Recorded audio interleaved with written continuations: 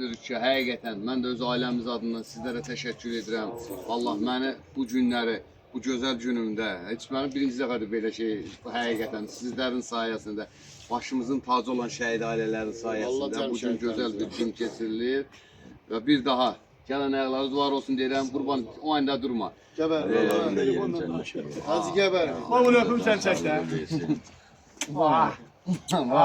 Hacı Füzuliyə də, sizə də, bizim canlı qəhrəmanımız Kibət Mirzəyevə də var olsun. Sağ olsun. Sən də bizim qəhrəmanımızsın. Təşəkkür edirəm. Hizmətlərimə görə o qəhrəmanımızsın. Hayır Kerem. Şəhidlərin o Hamısının yanındadır, bəli. Allah can salamat eləsin. Borcumdur. Allah sənə can sağlığı versin. Bu gözəl balaların xeyrini görəsən inşallah. Baba senin, Allah haqq sevinirəm.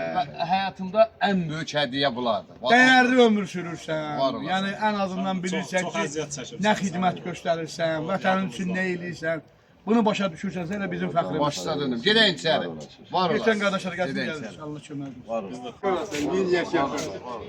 Bir yaşa. Anam necəsən? Allah canı sağlamak etsin. Həkimləşərsən. Gələn ayaqlarınız. Allah senin de canını sağlamak etsin.